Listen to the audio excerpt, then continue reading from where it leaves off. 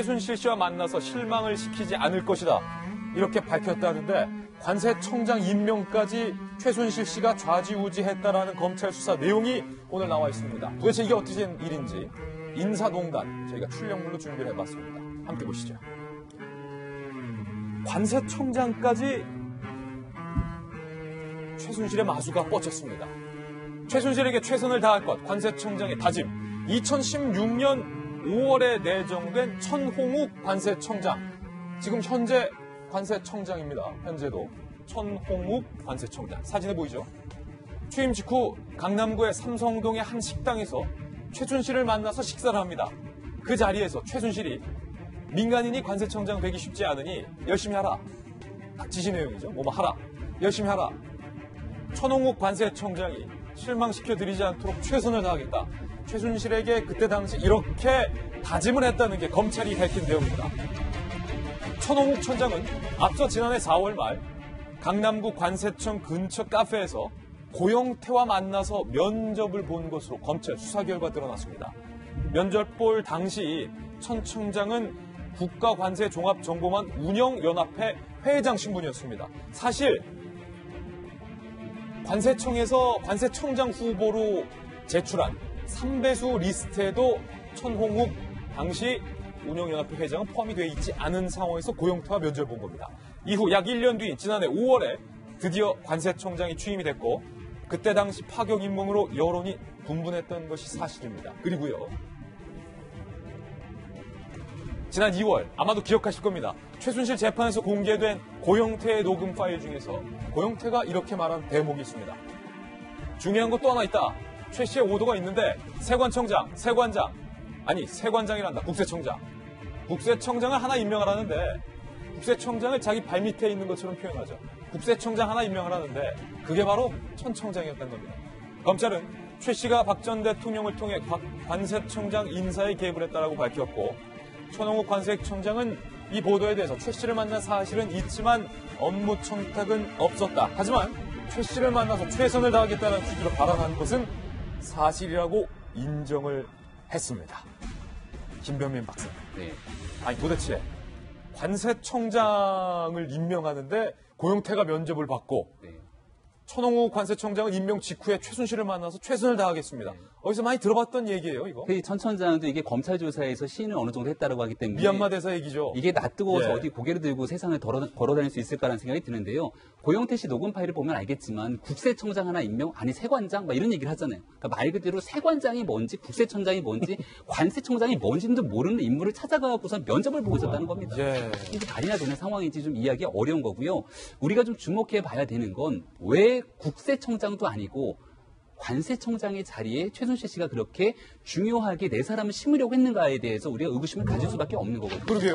그걸 이제 최순실 씨하고 가장 가까운 관계였다라고 얘기하는 노승일 전 K스포츠 부장 같은 경우는 이 관세청장이라는 자리를 통해 갖고 결국은 외국을 오다니게 되는데 최순실 씨는 독일로 여러 차례 출국을 하게 되고 그러면서 뭔가 국내에 있는 금액을 빼돌리거나 아니면은 외국에 있는 내용들을 갖고 오는 과정에서 이 관세청장이라는 자리에서 뭔가의 편의를 보는 게 대단히 중요하지 않았겠느냐라는 물음표가 생기는 겁니다. 가장 쏠쏠한 이익을 볼 수 있는 게 국세청장도 아니고 오히려 관세청장이었을 그러니까 최순실 씨의 그동안 일련의 행보를 보게 되면 자기의 이익이 되는 곳에서만 항상 뭔가의 문제를 가지고 인사에 개입을 하게 되잖아요. 미얀마 대사 말씀하셨지만 미얀마 대사도 그냥 시켜주는 게 아니라 5대2 사업에 연관성이 있는 거고 거기에 내가 도움을 받은 사람들을 갖다가 집어넣는 과정들을 보게 됐을 경우에는 이 관세청장이라는 자리의 임명을 통해서 도대체 최순실 씨는 무슨 이득을 얻는가 이게 이제 검찰이 향후에 수사를 통해서 좀 밝혀내야 되는 주요한 방안이라고 보여지고요. 예. 이분도 참 그리고 취임을 하자마자 그 다음날 대통령을 찾아가서 보고를 하거나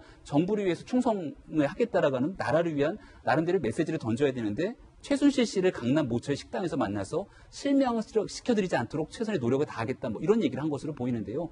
도저히 있을 수 없는 일이기 때문에 현재 현직에 계시는 분인지 잘 모르겠습니다만은 검찰이 보다 면밀한 수사를 통해서 누가 이런 자리에 들어갈 수 있도록 만들었는지를 명명백계 밝혀야 될 것으로 보입니다. 천홍욱 관세청장을 만나서 한번 얘기 들어봤습니다. 천 청장 과연 뭐라고 저희 취재진에게 밝혔을까요? 목소리 들어보시죠.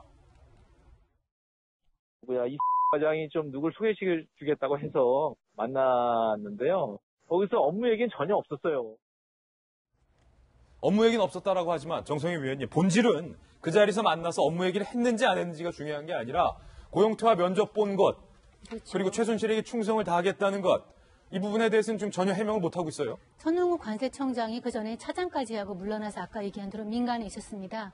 그리고 이제 추천을 할 때 관세청에서 청와대에 추천하는 3배수 인사에서 들지 못했습니다. 그렇다면은 일단은 내부에서 이제 걸러진 사람인데 갑자기 어떤 선을 타고 관세청장으로 내려온 것이죠.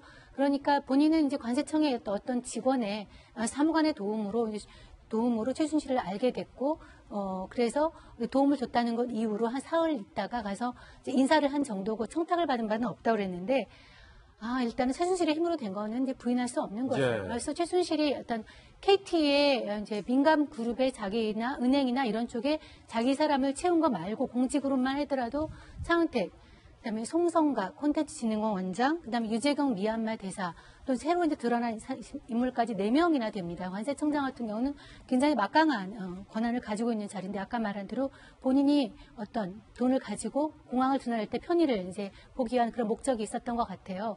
분명히 이거는 이제 최순실이 한 인사고요. 이거에 대해서 이제 박근혜 대통령의 진술도 나오고 있죠.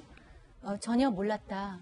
놀랍다. 본인이 이제 놀라고 있는 반응인데 이해할 수 없죠. 왜냐하면 최순실이 임명한 건 아니고 대통령이 임명한 건데 최순실이 이 사람이 좋다고 대통령한테 얘기를 했겠죠.